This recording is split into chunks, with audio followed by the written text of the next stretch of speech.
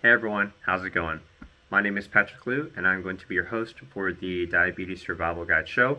I'm the founder of the Diabetes Management Group, where I am a fitness and wellness coach for people with type 2 diabetes and prediabetes. And this show will be a way to share the phenomenal stories about people with all forms of diabetes, healthcare professionals who work with people with diabetes, health and wellness coaches who work with people in this population, and or caregivers and relatives with people with diabetes across the world. A little bit of a personal background for me as a show starter is I was diagnosed with prediabetes back in 2021 and made some modifications to my lifestyle and habits to successfully reverse it in 2022. However, that onset of me receiving prediabetes in 2021 triggered my memories of when my grandpa, who passed away when I was a sophomore in high school from kidney failure secondary to his type 2 diabetes, about the care that was misunderstood and not the greatest at that time. So I want to provide this show as a way to explore the different spectrums of diabetes and healthcare professionals sharing their tips of what they've seen helpful in working with folks with them, and then some things that weren't as helpful so that y'all can learn something. So thank you so much, and we'll get started with the disclaimers and the show.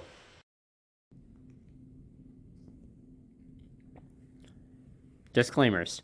This show is not medical advice or a treatment plan and may contain sensitive and explicit content. It is intended for general education and demonstration purposes only. This content should not be used to self diagnose or self treat any health, medical, or physical conditions. Don't use this show to avoid going to your own healthcare professional or to replace the advice they give you. Consult with your healthcare provider before attempting anything you learned in this show. You agreed to identify and hold harmless the creators of this material for any and all losses, injury, or damages resulting from any and all claims that arise from your use or misuse of this show material. The creators and guests of this show make no representations about the accuracy or suitability of this content. Use these materials at your sole risk. Views and opinions are individual to the creators and guests of this show and do not represent any other opinions or entities and are not intended to offend anybody. We hope you enjoy the show. Back to another episode of the Diabetes Survival Guide show. Today I'm joined by a very special guest. And Nick is someone who not only is very passionate about serving people with type 2 diabetes and is also in the physical therapy space, but he's someone that I've connected with because both of us share a very similar story of our grandfathers passed away from type 2 diabetes when we were teenagers. We didn't quite understand what type 2 diabetes was, and the progression of their illnesses horrified us because of the complications with amputations, complications with dialysis, the chronic pain, and the lack of mobility, preventing people from even having the opportunities to spend time with us. And because of that reason, of that personal story for us, we're really passionate to improve diabetes care and improving the standard of it so that instead of focusing on only medications, there are other options out there so that we could get people off of their medications and back to doing the things that they love, avoiding amputations, spending time with their grandchildren, and overall living a longer, healthier life rather than adding more years to their situation where it's going to be spent in sick care rather than actually living their lives. So, without further ado, I am so happy to have Nick here on the podcast. So, Nick, feel free to share a bit more about yourself if I haven't already touched upon it and tell us about your story. Great. Thanks, Patrick, for having me on. I really appreciate this. I've done a couple of podcasts in the past, but I'm excited to be here with you, and hopefully we can give your audience some insight as to what's going on with type 2 diabetes and the best way to approach it if you are newly diagnosed or if you're pre-diabetic. Anyway, to introduce myself, my name is Nick Burroughs. I'm based out of Southwest Virginia. I am a physical therapist by profession. I've been a practicing physical therapist since 2001. I have some other advanced certifications. I'm a Primal health coach. I'm a level 3 movement certified trainer, which makes me a movement specialist. And I have dived into the world of type 2 diabetes mainly because of the failures I've seen of the traditional medical system, how I I perceive them to fail their patients with just the medication or pharmaceutical option. And this is something recently that I've gotten into after a patient experience that I encountered a couple months ago. In fact, I'll share that with you. But anyway, my company is called the Burroughs Clinic, and we basically specialize in a health empowerment program focusing on type 2 diabetes, basically teaching people how to conquer their disease without the use of pharmaceuticals. But let me share this story with you real quick as to one of the reasons I got into this whole avenue. A couple months ago, I had a patient of mine in a home care environment, and for obvious reasons, I won't uh, tell too much about the patient for HIPAA purposes. But he is 40 years old, which is younger than me, and he's been a type 2 diabetic for I think over 20 years, or at least diagnosed. And he's got about 30 medical conditions. He is on disability. He was taking about 30 medications, massively overweight, um, all sorts of comorbidities that come with diabetes, including chronic pain, skin issues, chronic infections, and his disease has progressed into different organs and problems with that. But what really stuck out to me is and I was seeing him for mobility issues. He recently had a fall and a arm injury. So we were consulted for mobility, strengthening, balance training, things like that.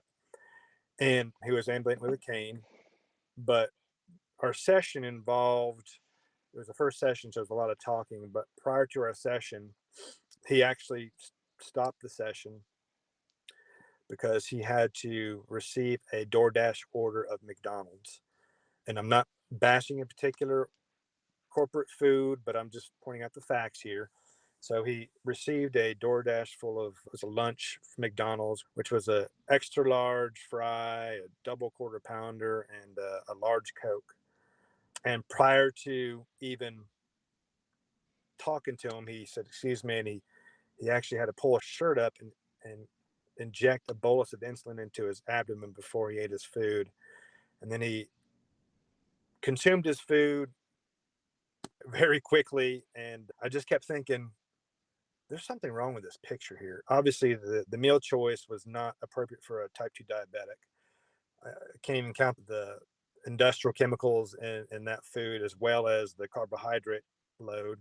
It's probably over 500, 400. Extra large Coke from McDonald's probably has 120 grams of carbs. I don't even know. But I know it was a lot more than people with type 2 diabetes should be consuming. So it concerned me, and I was like, something's wrong with this picture. Why is this happening? This guy is younger than me.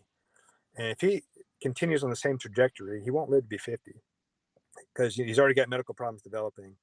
And all it takes is one infection in your leg, and bam, your leg's amputated, and then you become less mobile, more things develop in your body, and then something will eventually take you out of this world. So it opened my eyes to a system that I don't believe, and I'm just speaking from that experience, but if you are really educated on what you need to do for type 2 diabetes, you would not be doing that. My objective in my business is to show people the proper way to live a lifestyle that will help them conquer type 2 diabetes, because research shows that it is primarily a disease of lifestyle. And pharmaceuticals help manage the disease. They do not help cure the disease. So my business, my company, my program helps people walk through that step each week to overcome their type 2 diabetes. Mm-hmm. It's a powerful story, especially Yeah, considering, it was. It was very eye opening and yeah, also disturbing. yeah, it's like someone who's relatively younger than you come in to receive your services and then doing what they feel is what they know to be the best in managing their health, and then perpetuating that cycle over and over again and thinking, oh, it's just normal that I have to take this insulin injection and then to eat my food, and not quite understanding what exactly is your food composed of. Like, what is the nutritional density of those foods, and how would it affect them if they did it time over time and time over again? And generally, some people are just blind to it because, unfortunately, with how the lack of education or lack of information that's out there, it just prevents one from actually being able to make an informed decision for themselves. So I think it's great that you created your clinic to help improve that care, to provide that education, to empower everyone saying, hey, here's what's going on if we continue to go around these routes. Yes. Here's these research studies that support my opinion on this and my perspective on this. We're just sharing the facts with you. And if you are someone who's committed to wanting to improve your health, we can help you avoid those amputations. We can help you get off those medications and making those lifestyle choices to improve and reverse this lifestyle disease. Yeah, that's a great point, Patrick. In this particular situation, I did not blame the person I was working with. Most people I talk to, when I ask them about their blood sugar, if they are suffering from type 2 diabetes, nobody's ever educated them on what the disease is. They don't even know why having high blood glucose is bad for them. They don't understand why having high sugar in their blood, what it does to their body. They don't understand what A1C is or what that tests for. So a lot of people, in my situation, don't even know about their disease, don't understand. So from the Burroughs Clinic standpoint, we want to educate people that are either pre-diabetic or type 2 diabetic, full blown, on what the disease is and what it does to your body. And our thinking is, if they understand that a little better, they're going to be more likely to take action with lifestyle interventions that's going to help mitigate or even reverse the problems they're dealing with. Understanding the disease is key to conquering it. Mm-hmm. Understanding the disease is the key to conquering it. Y'all's heard Right. that. I hope you felt that message, and I hope you can see yourselves utilizing that key to improving your health. Yeah. And sadly, in the traditional medical system, I don't blame the doctors. I don't blame the patients. I blame the system, because doctors don't really have the time to educate people on what the disease is. They might give them a handout, like we talked about. Handouts don't really work. I'm telling you. They don't have the time to really talk to the patient about what's going on inside their body. They just say, here's your medicine, take it like this. And, hopefully your A1C will drop, your daily blood glucose show normal. That's where the Burroughs Clinic is stepping in, is to make sure that these people get the education and the strategies they really need to help them manage the disease.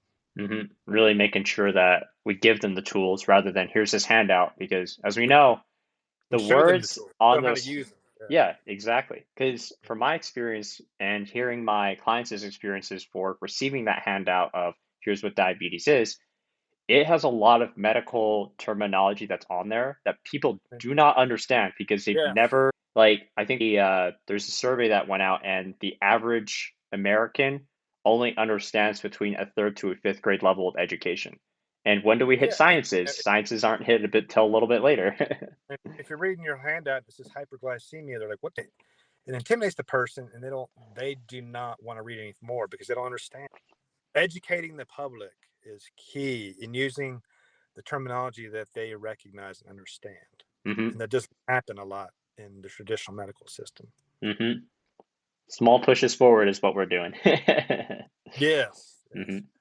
All right. So my next question for you, Nick, is what has been your best success story with a client? Great. I actually have a client now. I'm working with through one of my programs. We're actually kind of on the maintenance side of it, and I've been working for a little bit of time. She was diagnosed with type 2 diabetes a couple years ago. Got frustrated with going to the patient, getting medication adjustment time after time, struggling with her blood glucose levels. They were running around 200 on a daily basis, and I think her H1A1C got over 7 at one point. Mm. But now, in fact, I had our meeting yesterday. Her blood sugars 110, maybe a little low most of the time, and H1C has dropped tremendously. She hasn't had a recent H1 or A1C test done, but I think the last time she told me it was 6.0 or something like that. I can't remember the exact number. But anyway, and she's off all her medications. She just said, I'm not doing this anymore. And what we've implemented is nutritional intervention, mainly through a lower carbohydrate, avoidance of industrial processed foods, and a pretty manageable and doable exercise program, including weekly walking protocol with body weight strengthening and mobility activities. And like the way I describe it to people is when you come to the Burroughs Clinic or you come to me, or in fact, if you go to any other professional in the exercise or movement or therapy world, I like to prescribe what I give people as a prescription, not just a suggestion, but this is what you have to do. Like writing a prescription like a doctor does. Take this. I say, do this. This is reasonable. Make it consistent.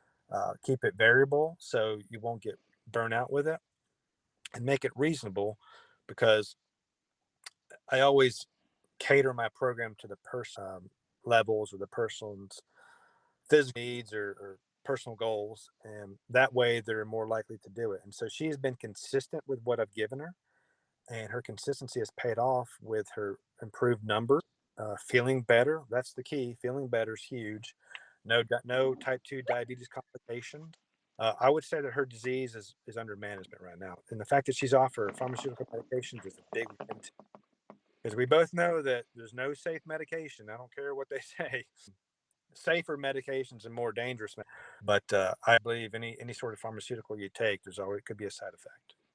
Yeah. So yeah, so I've had this with her, and it makes me feel good about what I do because she's so appreciative. She feels better, and that's my goal, is to get out there and get this message to people.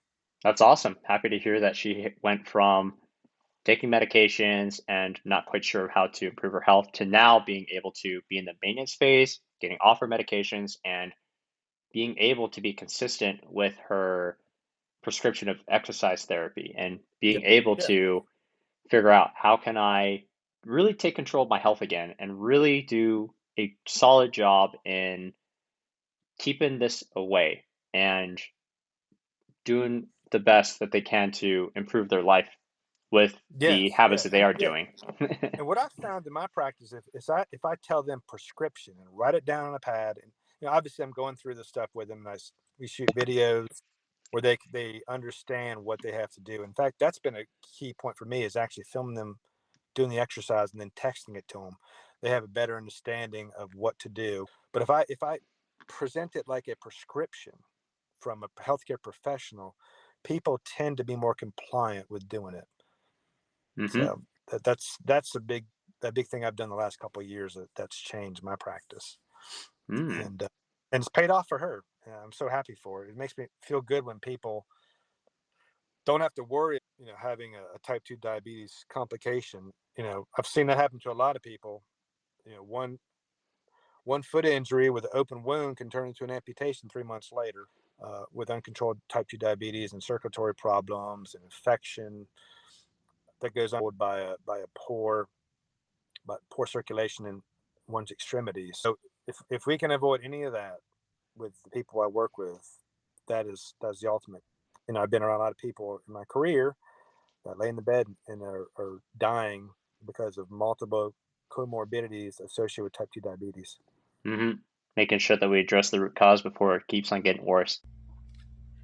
Hey everyone, thank you so much for tuning into this podcast. And before we continue with the rest of this show, I wanted to let y'all know, please feel free to give this podcast a 5-star rating if you like it, share it with other folks that you think it'd be beneficial for.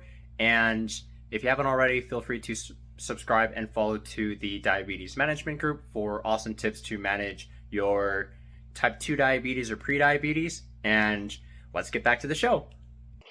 So, the next question that I wanted to ask you, Nick, is what was the most painful lesson that you've learned since starting your journey and specializing in type 2 diabetes care? And what did you learn from it? That's a great question. Sometimes there's some people that I can't. I actually had a phone conversation with a lady 2 weeks ago, and I was trying to get her signed up for my program, and she was telling me um, all the things that she's been through with her diabetes and other health problems. And I realized that I didn't think I could help her. Sometimes you just can't help people, regardless of how much education, how many books you read, how many times you do your research papers. Just the painful lesson is realizing that you can't help everybody, and that's okay. Science is never 100%. And having been through a physical therapy school and reading multiple scientific papers over the years in the healthcare world, no treatment is ever 100% effective for everybody. So realizing that there's some people that you just can't reach with what you teach is a painful lesson, but I've learned I'm human. We're all human.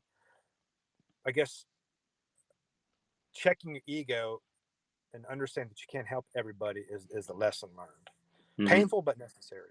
Yeah, it's very huge too because once I also feel like it's very uplifting as well because realizing, okay, I know I can't help everybody. However, for those who are motivated and genuinely interested in receiving my care, it's like that quality of being able to give them that care that you can. It just is such a great value for the people that's wanting to come in and receive your services. Because if someone comes in and they're not really motivated for following the instructions that were provided or even following through with the prescriptions or recommendations, then it's like, well, they're not getting any benefit. We're banging our heads against the wall because, hey, why aren't you doing the stuff that we talked about? I thought we're a team over here. That it's just better to try and focus on those who are really committed. And then hopefully, with their success and stories of the ones who are committed, it might open up that door for that other person to then eventually jump the fence once they feel ready to do so. Yes. Hmm. And then the next question that I want to ask you is, yeah, so if you were to share one piece of advice to younger Nick when he was starting to get started with his business and creating a type 2 diabetes program, and then another piece of advice to someone who's been diagnosed with type 2 diabetes for 15 plus years, what would those pieces of advice be? For a young, I would say learn the virtue of humility. Hmm. Understand that regardless, and this actually goes out to a lot of people who've just entered into the healthcare field. You come out of school or whatever your training is, and you think you can solve the world's problem. It's a lot harder than that. A lot easier said than done. Learn that becoming a skilled clinician takes time. Learn that you need to check your ego. Learn that you can't help everybody, regardless of what you've been learning. Developing your skills is humbling sometimes. Sometimes it doesn't work on people, and you scratch your head like, "Why isn't this working? It's supposed to work. This is red. This should be working for somebody." So having that humility to understand that it takes time to grow as a clinician. That's a piece of advice I'd give a young Nick. Hmm. And as far as somebody that's been struggling with type 2 diabetes for 15 years, I think I'd actually tell them two things: opening your mind to a more positive outlook, opening your mindset to other strategies they've never been taught, and also telling this to exercise the virtue of patience when starting something new that they're not used to doing or never been showed what to do as far as a way to help them conquer or manage their type 2 diabetes. So opening their mind to other possibilities and having the virtue of patience. Mm. It's very powerful. Being able to, I just thought of yeah, that. yeah. But it's true. It's very true. In my career, in my practice, the longer somebody's been dealing with a medical condition, a chronic medical disease, which type 2 diabetes is in that category, the longer the time it takes to help cure it or manage it or change it or mitigate it, whatever terminology you want to use. That's just the way the human body is. And in doing that, you have to exercise patience. Um, Nothing is a cure all overnight. Hmm. And that's what I tell people I deal with. Anytime somebody signs up with me and they begin a therapeutic movement practice or other nutritional interventions that's going to help them with type 2 diabetes or any other conditions, chronic conditions they might be dealing with, I say you got to give this at least 3 months. You can't even reflect on how it's helped you until the 3 month period is up. Hmm. So that's the patience aspect of it. It's kind of like planting a tree. If Yes. you Yeah. plant the seed in and you come back tomorrow and you realize, crap, this thing didn't, it is growing. It just grew so Yeah. small Yeah. that we don't Yeah. understand how far it's going. But then if we let And it grow for months, there we yeah. go. And that's a good point you bring up in relation to human physiology. Physiological adaptations and changes do not happen overnight. Okay, it's just the way the human body is. Um, think about having a surgery. the next day, are you better the next day? No, it takes 6 to 8 weeks for physiological changes to occur to heal the tissue and bring you back to normal homeostasis. So when you're dealing with these chronic medical conditions, you could say ultra physiology, to change the physiology by implementing the new strategies you're taught, it takes a period of time for those changes to really set in. Mm-hmm. If there was a magical button that we could all press where all of a sudden we just become a superhuman and have superpowers and are magically fit, that'd be amazing. However, we don't have that It doesn't work like that. No, opportunity. No, no. In sadly, it doesn't. my own journey, my weight loss and becoming a movement specialist and a MoveNet level 3 trainer, it didn't happen. It was months and actually years of practice. There was good days and bad. In somebody's health journey or overcoming their type 2 diabetes, you're going to have good days and bad days. You're going to feel better one day, feel worse the next day, and you're not going to understand. But the overall trajectory is up, and that time period takes time. Mm-hmm. That patient, But huge, it's huge worth it. thing. Mm-hmm. It's worth it because if you can change your body, you won't have to suffer the consequences of an uncontrolled disease such as type 2 diabetes in the future.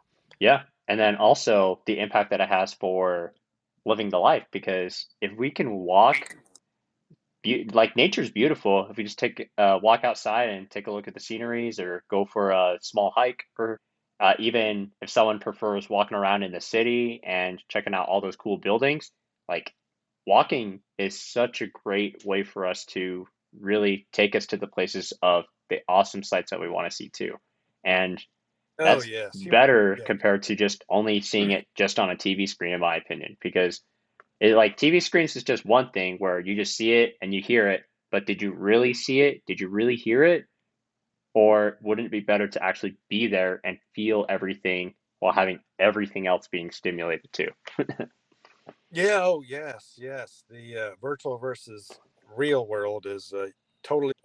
And honestly, if somebody asked me for one piece of advice, just to feel better and function better and improve their health, I tell them get outside and walk. Mm-hmm. But you got to do it outside, not on a treadmill. Outside in nature, on trail, neighborhood, or have you. Just get outside and walk, and the sights, the sounds, the pheromones, stress your physiology in a good way. Mm-hmm. Oh, most definitely. The last few questions I want to ask you, Nick, is what is your zombie apocalypse survival plan? I love asking this question. Oh my god.